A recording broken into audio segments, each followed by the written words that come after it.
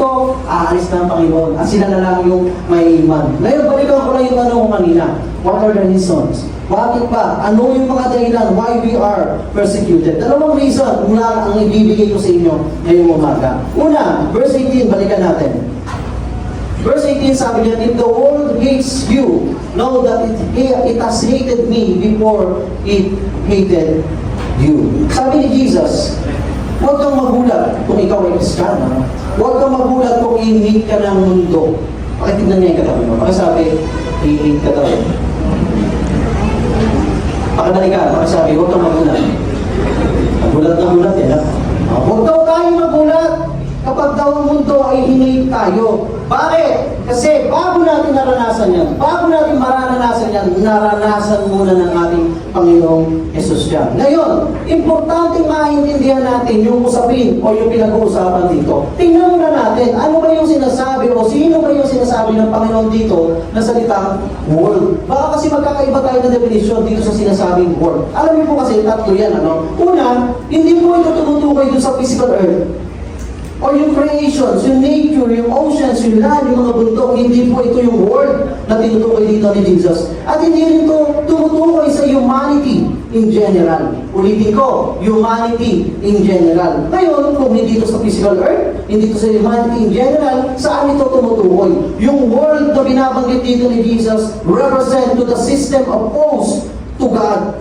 Yung sinful, yung rebellious world that reject Jesus, ito yun, ito yung world na yan. Yung world na to na sinasabi dito, ito yung mundo na nakapailalim sa impluensya ng kalaban or ng enemy. Ano? Itong impluensya nito na kung saan nagbibigay sa tao, binanggit ko na po yung human, yung tao, nagbibigay sa tao upang yung tao ito ay hindi makita ng maliwanag yung katotohanan.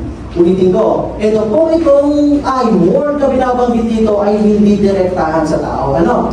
Hindi, para mas maintindihan natin ganito.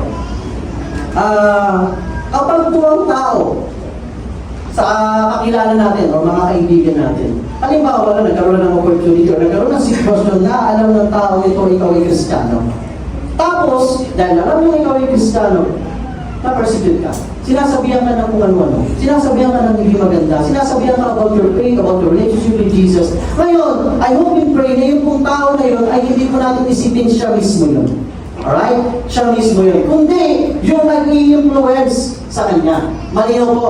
Hindi po direkta sa tao, kundi yung nag-o-oppose doon sa kagustuhan ng ating Panginoon. Yung mga belief, mga values, mga desire, yung mga sistemang ayaw yung presence ni God.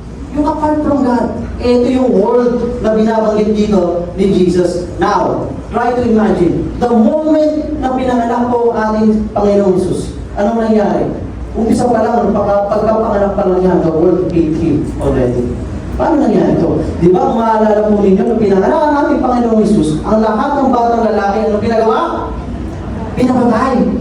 Bakit? Kasi nga, si Jesus, kaya yun yung nangyari, ayaw siyang mabuhay, ayaw siyang gumawa ng kung ano-ano ng mundo, yung po yung ginawa sa kanya. Kaya tingnan natin, bigyan natin ng definition nito ng hate. Ano ba yung hate na sinasabi dito? Hate means to detest or to renounce one choice in favor of another. Mamaya papaliwanag ko yan. Kasi may tatanong muna ako. Ang tanong dito, bakit kaya ang mundo ay hate si Jesus? Eh di ba yung Jesus na pinag-uusapan natin? Ito yung Jesus na nagpapagaling ng may sakit. Ito yung Jesus na kung saan nagpakain ng 5,000. Ito yung Jesus na kung saan nagpalakad ng lumpo. Ito yung Jesus na namatay sa cross para lang magkaroon tayo ng buhay na walang hanggan. Right? Bakit kaya ang mundo hate siya?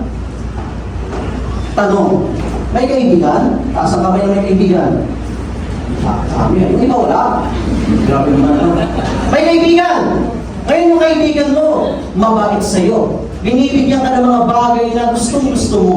Pinapanalangin ka. Tinutulungan ka. Ang tanong, ano mararamdaman mo sa kaibigan mo? Masaya ka. Tama.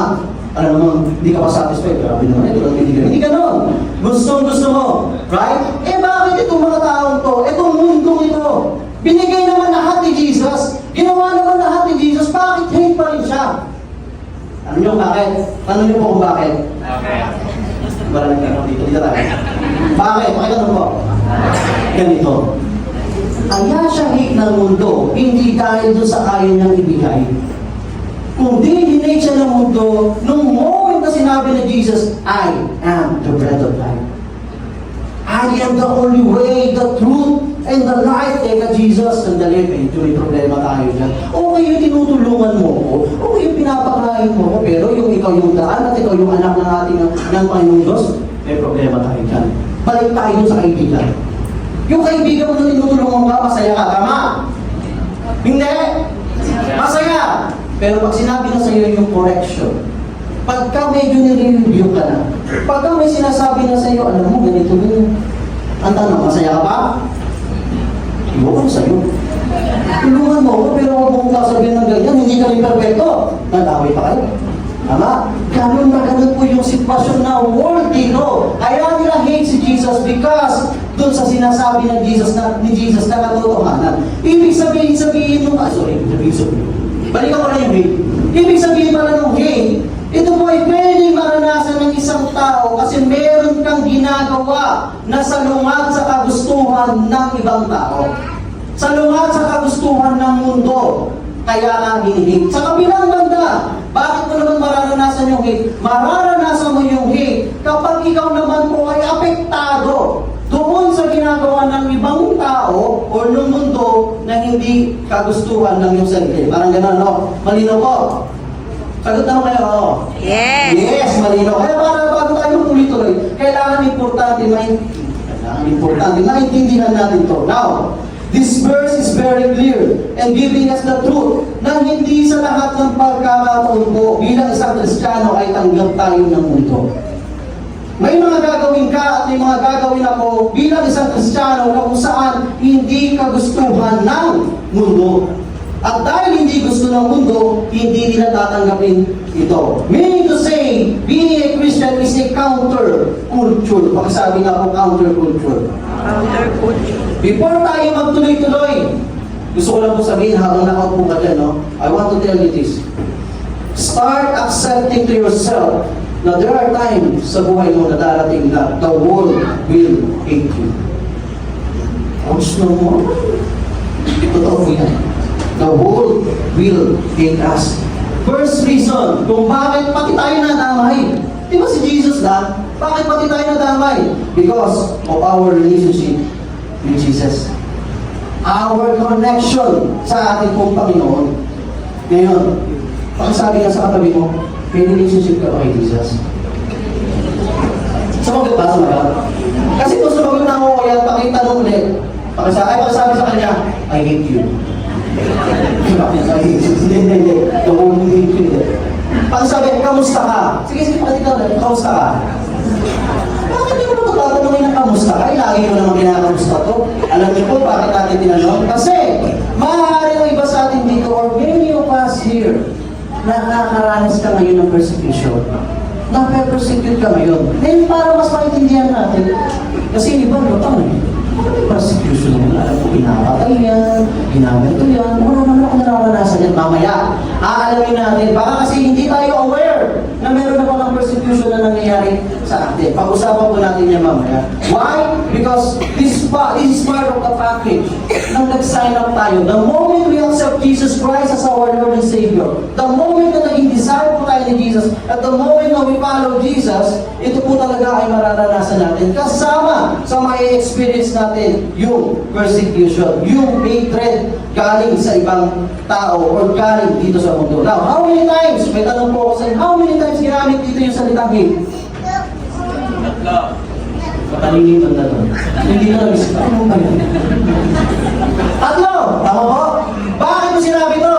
Kasi verse 19 pa lang tayo, nabihirapan na tayo. Dito pa lang, ini-emphasize na ni Jesus Christ yung gusto niyang i-message sa mga disciple na ano? The world will hate you. Tapos tinuloy pa niya. Verse 19, ano sabi ni Jesus? Unang reason kung bakit tayo nadamay. Kung bakit tayo hihit din ng mundo. Ano daw? Ano yung unang reason? Because we have relationship with Jesus. Puntahan natin yung pangalawa. If you were of the world would love you as its own. But because you are not of the world, kapatid, magkakaproblema ka. Piling mo lang yun. Magkakaproblema tayo. Bakit? Kasi, Kapag po ikaw, mahal mo yung mundo, again, yung pinag-uusapan natin yung mundo, yung pinaliwanag ko kanina ha, kapag ikaw mahal mo yung mundo, mamahalin ka rin ng mundo. But the moment na hindi mo na gusto at hindi mo na ginagawa at hindi mo na mahal yung mundo, sabi dito, the world will hate you. Isang reason pa kung bakit tayo nakakaranas ng persecution is because of our identity. Pagkasabi nga po, identity. Identity. We are not of this world because God's people have a home na nakalaan sa bawat isa sa atin. We belong to the kingdom of God and our true. Ano ba ito? Hindi binata. Our true relational citizenship is in heaven for eternity. So the world will hate us. Yes, we are in the world but not of the world. Magkaiba po yan. Pero sinabi naman ng ating Panginoon, I choose you. Out of the world, therefore the world hate you. Ibig sabihin, tayo po pala ay talagang pinili ng Panginoon.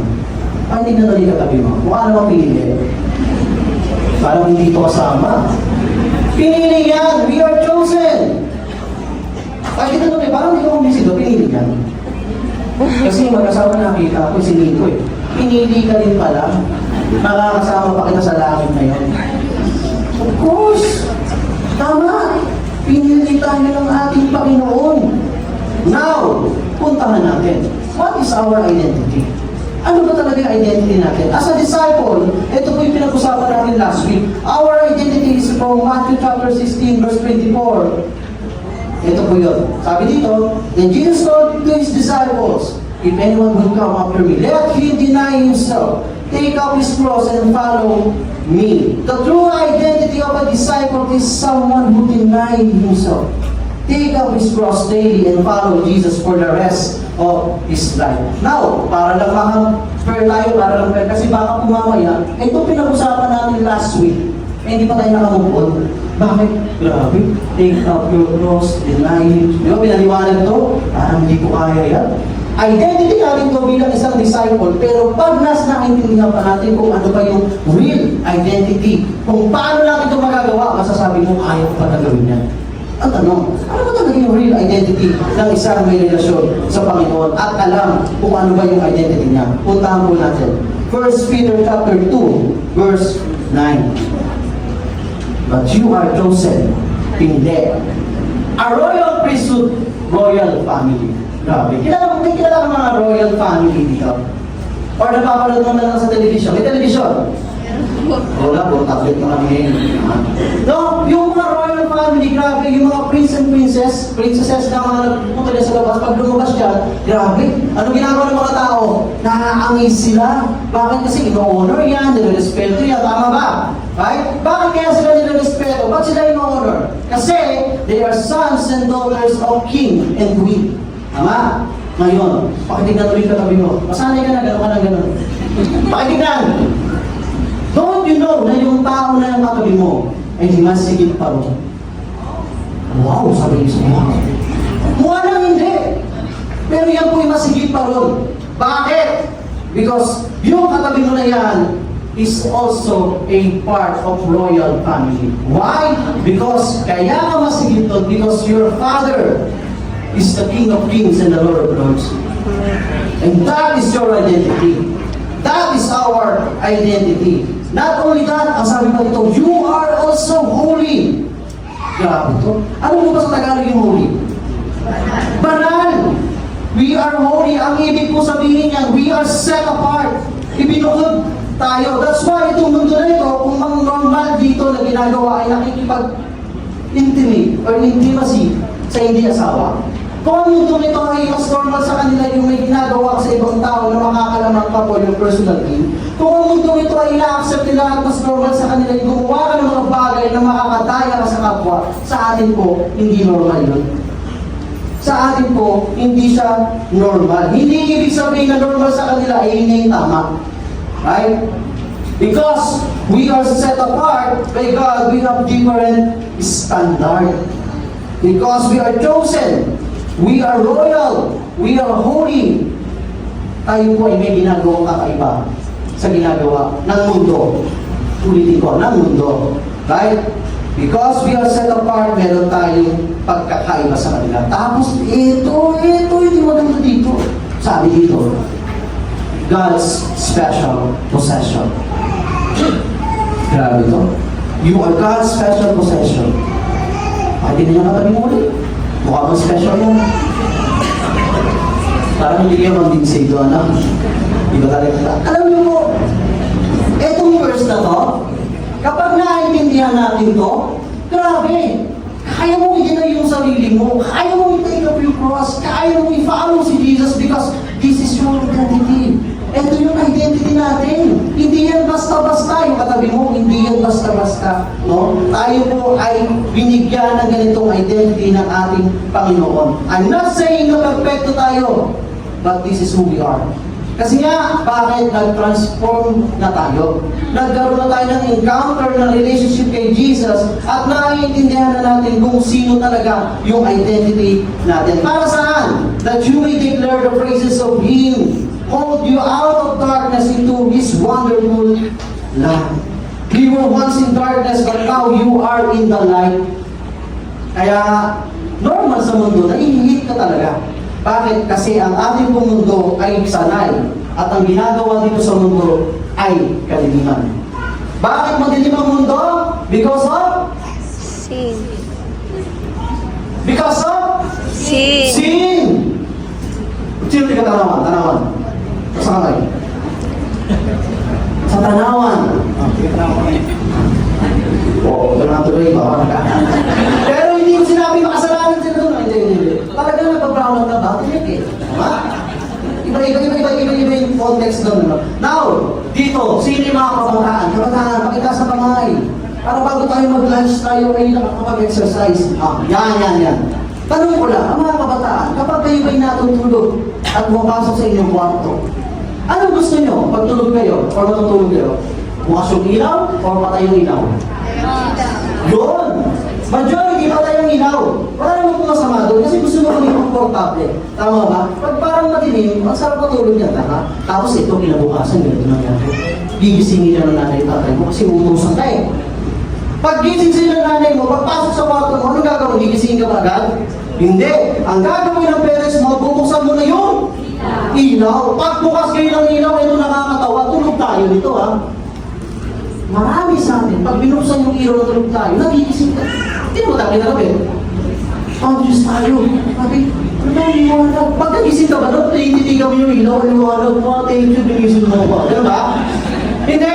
Anong ginagawa natin? Nagtatalong ko man ang kumot. 5 kumot, pati kama, gusto mo na italong mo sa'yo. Kasi nagliliwanag eh, tama? Nasanay ka doon sa dilim, magdamag, right? Ganun na ganun po tayo. The moment we are in the light, ganun yung gusto ng mundo ginagawa sa atin. Ayaw nila tayo. Hindi tayo sanay, hindi sila sanay sa atin. Tapos, ito yung mas maganda rito. Pag tanong pulong bata, ng kumot, anong sinasabi niya sa nanay niya? Nay! Patay mo na yung ilaw! Gising na ako, patay mo na yung ilaw. Tama? Kasi hindi siya, pag ginanong niya, makikita mo yung liwanag. Patay mo na, Nay. Ganun na ganun yung gusto gawin ng mundo sa atin. Gusto tayo? Patay. Patay nga eh. Grabe yung masyadong harsh, no? Pero yun po talaga yung totoo. Hindi natanggap kung ano yung meron at ginagawa natin. Pero, kaya lang natin nagawa ito because of the encounter and relationship and identity na meron tayo sa ating Panginoon. At dahil ginagawa natin yung kalooban niya. Again, our identity is in Christ alone. Hindi pwedeng dalawang mundo yung ginagawa natin. We are now a new creation. The old is gone. The new has come. Kinanta natin kanina yan, tama? But watch this. Walang bukura. Tignan nyo to. If we are not consciously being transformed by the Word of God, we will unconsciously be conformed to the Word. Paano to? Kapag hindi solid yung relationship mo kay Jesus, kapag hindi mo alam yung real identity mo na binigay sa ni Jesus, hindi natin namamalayan na lalayo na tayo sa Panginoon. Yes, we are Christian. The church, may victory group, active. Yun nga lang, kapag nandiyan ka ngayon, nakaupo ka, at ako dito nakatayo, nasasabi natin sa sarili natin na, ano ba yung persecution niya? Hindi ko naman nararanasan yan. Hindi ko naman naiintindihan yung pinag-uusapan natin dito. Hindi ako nakakaranas ng, o nakakaramdam ng persecution. Kapag po ganito, ibig sabihin, wala kang ginagawa bilang isang Kristiyano. Ouch! Ang dami din. Masakitan ko ng konti, babawi ako mamaya. Wala tayong ginagawa bilang Kristiyano. Meaning, baka you are not doing what you need to do as a Christian. Baka tago ka ng tago. Baka deny ka ng deny. Baka you keep on silent and hide your true identity. Alam mo yun? Kasi minsan, some of us, we are trying to play both worlds. Yung mundo na binabanggit ko kanina at yung mundo na meron ng ating Panginoon. Pag nasa church ka, okay naman. Talaga naman, mukha ka naman talagang okay. Pero paglabas mo sa labas, worldly ka na. Worldly ka na. Pag nasa loob tayo ng simbahan, mukha tayong holy. Ano ulit sa Tagalog yung holy? Banal. Grabe, banal dito. Inuwanan mo. Pero pag nasa labas na tayo, at kasama na natin yung mundo, mukha na tayong huling-huli sa kasalanan na ginagawa natin. Pag nandito tayo sa loob ng church, pag ginausap tayo, ay brother, ay sister, manumanay, almado ang alon. Pero pagdabas mo dito, pagdating mo sa tahanan mo, parang si Tarzan, kung paano mo na sigawan mo asawa mo. Yung anak mo, sinisigawan mo. Tapos sasabihan ka ng anak mo, ay, Christian ka. Ay, sorry na. Nakakalimutan ako. We are trying to play both worlds. But listen everyone. If you are trying this kind of na ginagawa mo, ang tawag po dito, we compromise. We compromise our faith. You know what? We have to take side. Kailangan po natin mamili. Hindi pwedeng dalawang bangka, hindi pwedeng mamangka sa dalawang ilog. Ano ba yun? If you are a follower of Christ, kasama mo talaga ang persecution. Mapapersecute mo talaga tayo. Ang tanong po dito, seryoso ka ba sa relationship na binigay sa iyo ni Jesus? Seryoso ba tayo sa true identity na binigay sa atin ng Panginoon? Kasi kung seryoso tayo, we need to stand firm kahit na mayroong persecution na kinakaharap. Not because matatag ka, but because rooted ka. Not because kaya mo, but because kaya niya. Not because feeling mo hindi mo kaya yung persecution, but because kinaya na niya at inabos niya na. Yun po yung motivation natin. Now, ang persecution po dito sa Pilipinas ay hindi katulad ng nangyari dito sa mga disciples sa early church. Tama? Para maintindihan natin, ang persecution, ano po sinasabi, hindi ko nga nararamdaman yan. Hindi po, hindi katulad. Hindi katulad yung persecution na nangyayari sa iba't ibang bansa ngayon. Katulad dito sa Pilipinas, magkaiba po. Maaaring iba-iba na level. Maaaring hindi mo masyadong ramdam. Pero alam niyo po ba, maaaring yung persecution na meron tayo dito, still, matatawag natin yung persecution. If you stand by your faith, hindi naman sasabihin dito pupubutan ka ng ulo. Na-experience na yun? Yung pinaglaban mo si Jesus, pinubutan ka ng ulo. Hindi naman. If you stand by your faith, hindi naman sasabihin papatayin ka. Right? Pero, may persecution. Ano ito? If you stand by your faith sa trabaho, pag nalaman na born again ka, anong ginagawa ko nila? Hindi ko po nila lahat, pero ito po yung experience na nangyayari. Iniiwasan ka na. Bakit? Uy, born again yan. KJ yan.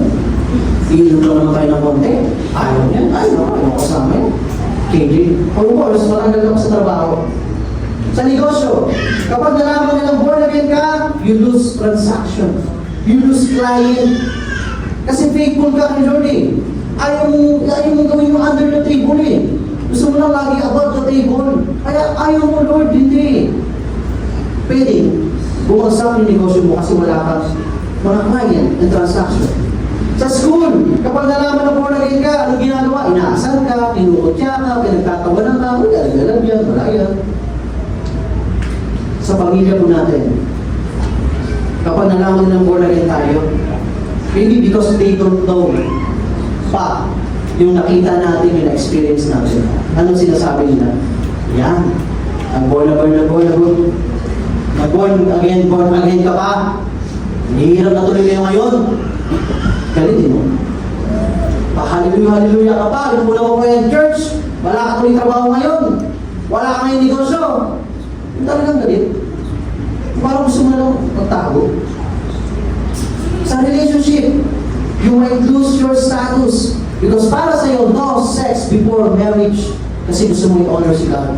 Ayan ang yun ang patibok ng puso mo. Yung love na love mo, gusto niya nang kunin sa'yo yun. Anong gagawin mo? That is part of persecution. Kasi kapag hindi ka, iwanan ka. Persecuted ka. Marami sasabihin sa'yo, wag naman yan lang. Di mo kumahal. Di mo patunayan. Kung ano pa.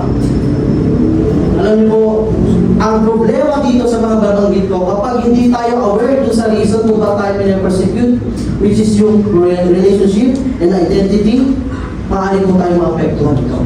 At pag naapektuhan tayo, ang magiging dahilan nito, magko-compromise na tayo sa mundo. Pag nag-compromise na tayo sa mundo, ginagawa natin yun para hindi na tayo i-hate ng mundo.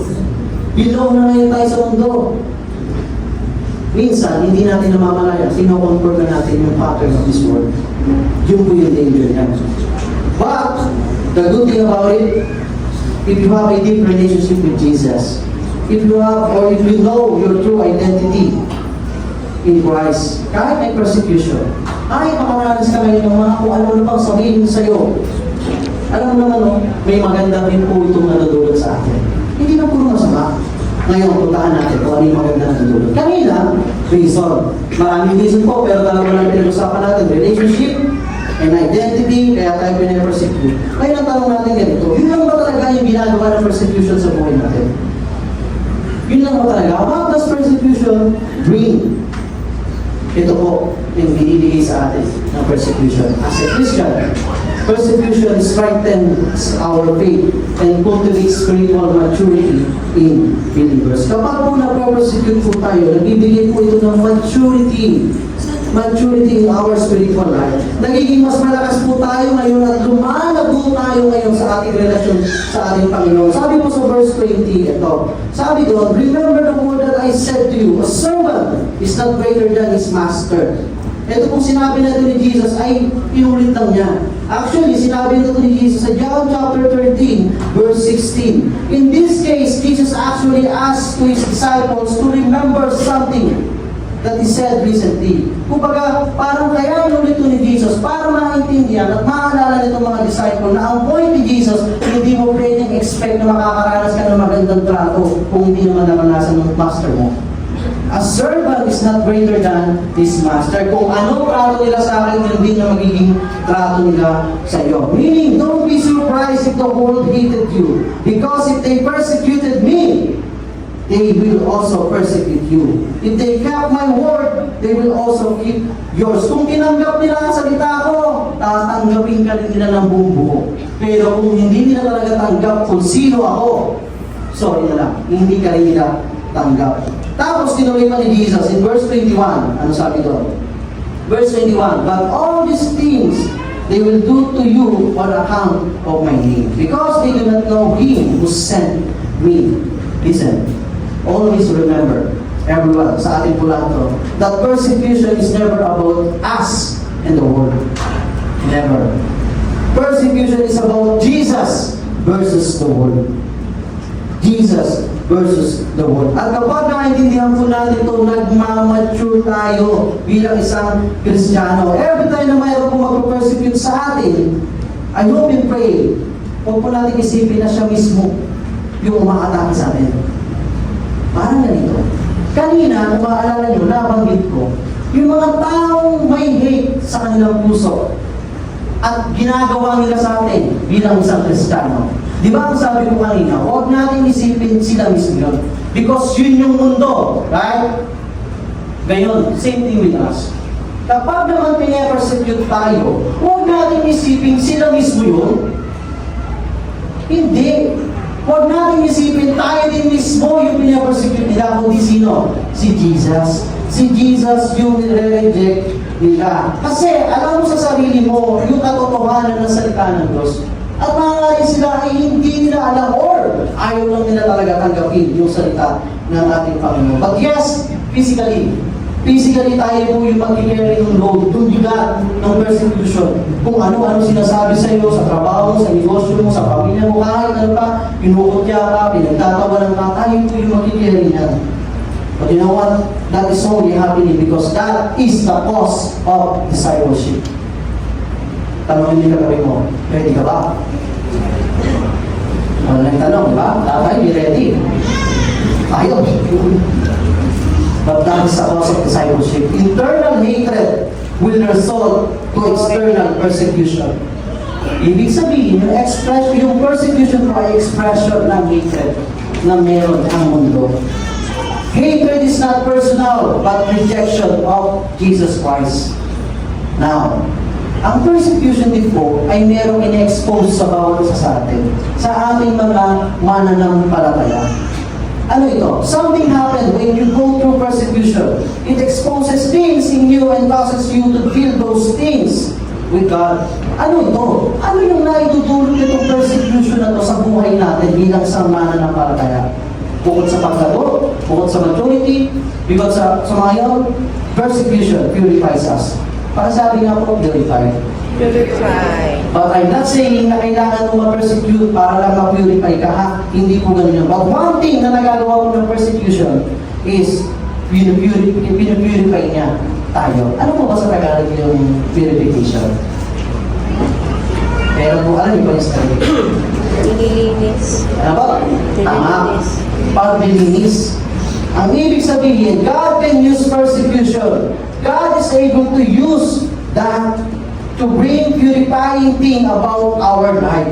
Meaning, the same persecution that exposes the weakness of our faith is the same persecution that Jesus uses to strengthen our faith. I'm not saying na yung persecution ay mag-aalis po ng pananampalataya. Ulitin ko. Hindi ko sinabi na yung persecution, yung hirap na nararanasan natin, yung hardship na binibigay sa atin ay mag-aalis mo ng pananampalataya. Pero pwede mangyari yan. Mangyayari lamang yan kung ikaw mismo sa sarili mo, ang piling mo, ikaw yung nagpo-produce ng faith, ng pananampalataya. But I tell you honestly, wala naman po tayong ambag doon. Yung faith is also comes from God. Ngayon, kung sa Kanya po galing at naiintindihan natin yun, hindi yung basta-basta mawawala. And because faith is compared to gold, sa Bible po, pag binasa natin yung faith daw po, o yung pananampalataya, ay kinukumpara sa gold. And yung persecution is kinukumpara sa fire. Nasa Bible po yan. And because of that, we all know that gold is never destroyed by fire. Tama po ba? Ibig sabihin, yung gold, yung faith, ay hindi pwedeng destroy ng persecution ng fire. Ano ginagawa ngayon ng fire sa gold? Sa tingin mo rin yun? Pinapurify. Pinapurify yung gold. You know what fire destroy? Paper. Sunog yan. Papel, sinunod, tama ba? But the Bible doesn't call our faith paper. Yung faith natin is like a gold. Patunayan natin. 1 Peter chapter 1 verse 7. Your faith will be like gold that has been tested in fire. And this trial will prove that your faith is worth much more than gold that can be destroyed. Yung genuine faith in the crucified Messiah who died for our sin, who was buried and rose from the dead, who is with us by the power of the Holy Spirit. That faith you can break. That faith you can destroy. Yes, pwede tayo ma-persecute. Yes, pwede tanggalin yung career natin, yung mga ginagawa pa natin. Yes, pwede tanggalin yung reputation natin. Pwede yan mawala sa atin. Pero yung genuine faith na meron tayo, yun yung pangahawakan natin at hindi mawawala sa atin. Why? Because yung faith na yun na meron tayo is purified by fire. Purified by fire. And not destroyed by fire. Dumaan man tayo sa apoy, hindi tayo masusunod. Huwag niyo naman tayo mamaya, ha? Baka mamaya lumuntaan daw sa apoy. Masusunod po kayo. But I'm trying to say is this, yung faith natin, didaan mo sa apo yan, hindi masusunod. Dumaan lang tayo sa persecution, kakayanin natin yan, and that is because of our genuine faith in Christ. Not faith in faith, not faith in you, but faith in Him alone. Faith in Christ alone. In short, yung persecution ay pinupurify yung pananampalataya at hindi inaalis yung pananampalataya. Kaya matuwa po tayo. Persecute pa more. Bakit? Kasi pinupurify tayo. Yun ay mangyayari if you know the reason kung bakit ka pinapersecute. Because you have a relationship with Jesus, because of your real identity. At kaya naman nangyari ang lahat ng to, lahat ng pinag-uusapan natin dito because of this verse 25. Sabi dito, but the word that is written in their law must be fulfilled. They hated me without a cause. Actually, ito po mga sinasabi ni Jesus dito is actually, or yung mangyayari dito is actually a fulfillment of the prophecy. Psalm chapter 35 verse 19. That the world would unjustly hate Him. Ulitin ko lang. What does persecution bring? It strengthens us. Strengthen our faith and nagmamature tayo bilang believer. Hindi lang yun. Yung mga persecution mo fuels our courage to testify for Christ. The goal of persecution is for us to stop. Stop. Meaning, hindi lang tayo winawarningan ng persecution para huminto sa mga ginagawa natin nakaloob ng Panginoon or para sa Panginoon. Kundi gusto niya talagang tumigil na tayo totally. No? Kasi gusto niya huminto ka na sa pag-church, huminto ka na sa pag-aaral ng ligo-ligo, huminto ka na sa pag-disciple, huminto ka na sa lahat ng connection na ginagawa mo kay Jesus. Yan po ang kagustuhan gawin ng persecution. Persecution is about that. Now, pag sobrang bigat ako ng persecution na nangyayari sa atin at nararamdaman natin, ang tendency, ang epekto po nito sa bawat isa sa atin ay titigil tayo. Hihinto tayo. Ayaw na tayo, susuko na tayo. Pabalik pa tayo sa dating tayo. Pabalik pa tayo sa dating tayo. Honestly, ito po mga tono, ito talaga persecution na po hindi naman talaga natin kaya. Yung sabihan ka ng kung ano-ano about your faith, tapos manggagaling sa sarili mong pamilya, hindi po natin kaya yan. Masasaktan tayo. Sino po dito nasabihan ka na ng masakit about your faith? Pero na, dito wala, dito. Wala din. Dito yan. Pero, lahat tayo nakaka-experience na ganito, tama? Hindi nasa gym ka lang, Christian ka. Hindi ka sasabi, uy, Christian yun. Dati nakita mo. Nag-aapoy yun. May mga na-experience po tayo ganito. At itong mga ito hindi natin kaya minsan. Hindi natin na-absorb na maayos kasi nga hindi natin maaaring alam kung ano yung reason kung bakit tayo ginaganon. Pero po, alam ni Jesus yun. Alam ni Jesus yun. Kaya ang sabi ni Jesus, paano makayanan niyo yan? Para makayanan yung mangyari yan at makapin yung mga persecution na yan. Ito yung sabi niya, verse 26 and 27. But when the Helper comes, who I will send to you from the Father, the Spirit of truth who proceeds from the Father, He will bear witness about me. The Holy Spirit bear witness about who Jesus is. The Holy Spirit help us for us to be also na magkaroon ng maging bear witness tayo ng ating Panginoon. You will continue to bear witness for Christ. It will not stop our mission. Hindi ka basta-basta magpapahinto sa persecution. And I want to end with this. Persecution increases and ignites passion within us. Ulitin ko lang, persecution increases and ignites passion within us. At natapos na po ako. Bakit? Alam niyo po, we need to understand that our body, tayo po mismo, if we accept Jesus Christ, alam naman natin kung ano yung power ng Holy Spirit na kaya niyang gawin sa buhay natin. Huwag mo sarilihin. Hindi natin kaya talaga kung ano man yung mga nararanasan natin dito sa mundo because we have faith in Jesus. We need the Holy Spirit, the helper. Kaya nga pinadala ni Jesus para tulungan tayo malaman yung katotohanan. And at the same time, labanan or mag-bear witness witness tayo dito sa mundo. Bakit? Bakit ginawa ni Jesus to? Because in John chapter 16, verse 1, sabi ko dito, I have said all these things to you to keep you from falling away. That is what we call love. Sobrang mahal ng Panginoon yung katabi mo.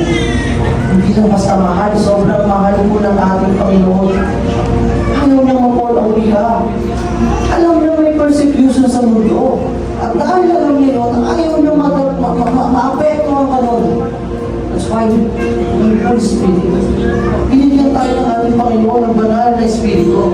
Sa tuwing nararamdaman natin yung persecution na dumating tayo sa panahon na feeling natin hindi na natin kaya. Feeling natin hindi natin kaya tanggapin ang bawat ginasabi at ginagawa ng ibang tao sa atin. Ito pa isang encouragement para sa atin. Verse 4, But I have said these things to you, that when their hour comes, you may remember that I told them to you. John chapter 15, verses 18 to 27. Ginawa ko ito. Ang sabi ng Panginoon, basahin mo. Sinasabi ko lang ko, basahin mo galing. Balikan mo. Kasi alam ni Jesus may persecution eh. Pero maaaring tayo hindi natin alam. Akala lang natin masama lang talaga ugali ng katabi mo. Masama lang talaga ugali ng pamilya. Hindi. Ginagawa ng enemy yun. Para ano? Para tayo ma-fall away. Para tayo mawala sa ating Panginoon. But don't forget that there is the Holy Spirit who will help us. Balikan ko lang yung mga sinabi ko kanila. Sa school, pinapersecute ka. Tuloy ka lang. Tuloy ka lang share ng gospel. Kahit pinagtatawanan po, opo. Kahit nahihirapan po ako, kahit wala po akong baon, tuloy ka lang. I-share mo ng gospel. At makikita mo, magkakaroon ng resulta. Bear witness in your campuses, kung saan ka man, sa trabaho. Kahit pinapersecute tayo, continue to be faithful. Gawin mo lang yung tama na tinulong ng Panginoon. Alam naman natin yung tama sa mali. Alam naman natin yung kagustuhan ng Panginoon. Tuloy lang tayo. Kahit sila nag-uuwi ng preacher, kahit sila nag-uuwi ng kung ano-ano, ako hindi pwede. If ma-order mo si God, gawin mo yun. But you know what? You have the Holy Spirit inside of you. Alam mo, hindi nakaka-honor ni God. You stay faithful. Sa negosyo, don't compromise kahit malaking kita, kahit malaking transaction. If ako-compromise naman yung faith natin, huwag na lang. Di ba ay mawalan ako ng negosyo? Basta hindi ako mawalan ng Diyos ko. Sa pamilya mo natin, if they told you to priority yung trabaho, if they told you to priority yung ikabubuhay natin, yung pamilya natin, wala pong masama dyan. Tama naman po yan. Okay po yan. While you are serving God at sinasabi nila sa iyo, ramdam mo sa sarili mo eh. Ramdam mo may calling sa iyo si God. Ramdam mo may calling mo si Jesus sa iyo. Ramdam mo may pinapagawa sa iyo si Jesus eh. Kapatid, kapag ramdam mo yung mga sinasabi ng Panginoon sa iyo at narinig mo yung sinasabi ng Panginoon sa iyo, kapatid, magtuloy ka na. Mas magtiwala ka sa kayang gawin ng Diyos natin at hindi sa kayang gawin ng sarili mo. Tuloy lang. Walang titigil. Bear witness. Because we have the Holy Spirit. Because at the end of the day, yung kayang bigay ng mundo sa iyo at kayang bigay ng sarili mo sa iyo, higit pa dyan yung kayang bigay ng Diyos mo. Higit pa dyan yung kayang bigay ng Diyos natin. Kayang-kaya niyang palitan. Kayang-kaya niyang higitan. Pero natapalalan na ako. Ang tagal-tagal naman. Huwag kang mainip. Huwag kang mainip. Always remember, God is a God of timing. Alam niya yung oras niya. All we need to do is trust in Him. Have faith in Him. Seek first His kingdom and His righteousness, and all these things will be added unto you. The Lord of the enemy is for us to stop the word and the word of God. Eh bakit tayo titigil? May John chapter 15, verse 18 to 27. Balikan lang po natin. Kung pinaalala sa akin, may persecution talaga eh. spirit na nabibigay sa akin. Dapat po, the more na nape-persecute tayo, the more tayo nagiging powerful to preach the word of God. Why? Because don't you know, in the early church, pinapersecute yung simbahan. Pero the more nape-persecute yung simbahan, the more lumalago yung simbahan. The more lumalaki. The more sila nag-share ng gospel. Acts 1:8, maging witness ka, sabi doon. Acts 8:1, scattered, nag-iwan-wala yung mga Kristiyano. Ano nangyari? They preach the word of God. They preach the word of God. Dapat po mas lalo tayong ganahan. More persecute pa. Bakit? Hindi dahil kaya ko. Kaya niya. But always remember, we endure persecution because at the end of the day, we want the people of the world to become the people of the Lord. We want every hater to become worshiper. Amen? We want that. We want every hater to be worshiper sa ating Panginoon. Because sometimes, ano nangyayari po kasi, sa kagustuhan nating ilabas yung pananampalataya natin.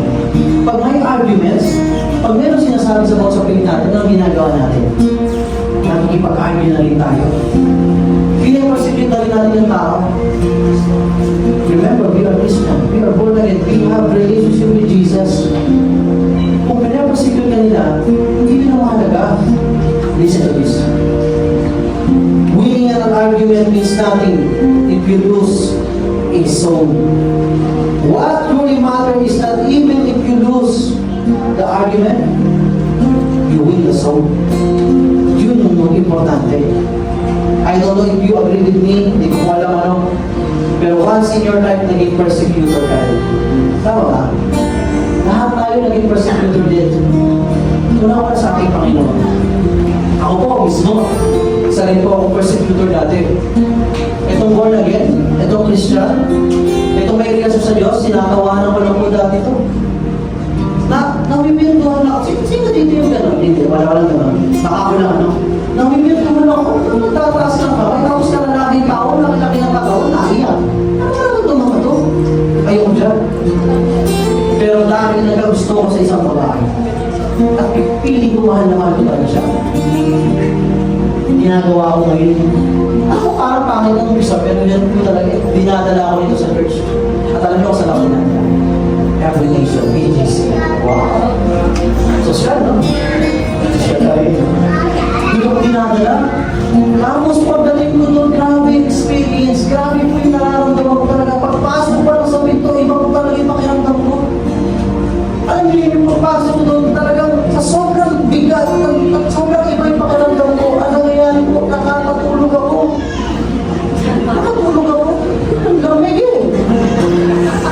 Tapos sa sarap kong buwan, alam mo, pauling-uling po nangyari sa akin yun. Pauling-uling. Saka gusto ko umawin yung babae. Gusto ko. Pero hindi ko na malayan, isang araw, pagpunta na ako doon. Grabe. Hindi na pala yung babaeng yun yung mawinin ko. Kasi asawa ko na siya ngayon. Hindi na pala siya. Mawinin ko rin pala yung relationship ko with Jesus. Because yung dating nawiwertuhan ako, yung dating feeling ko pag ginagawa nila, ginagawa ko na ngayon. Dahil mawirto din ako. Ewan ko.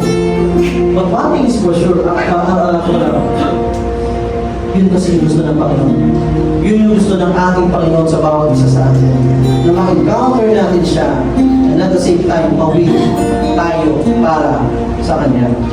Kaya kapatid, tuloy lang to follow Jesus. Kahit may persecution, kahit kung ano pa narinig mo, tuloy lang. Now, I want to do this. Halika ko lang po ano.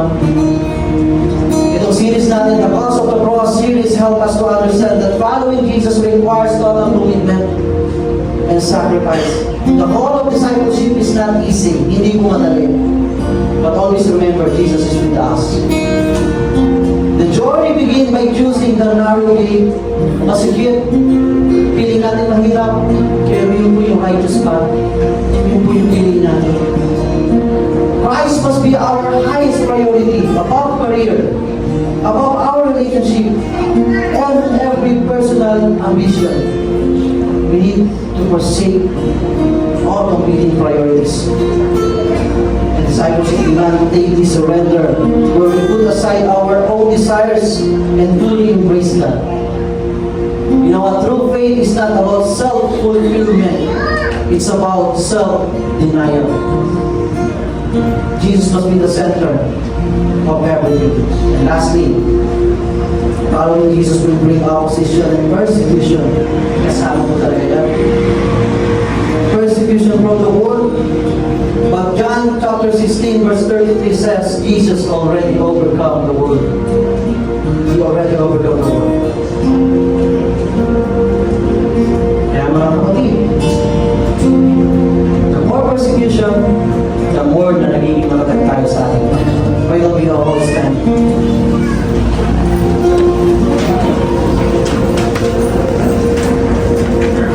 Father, we want to thank you, Lord, for your message this morning.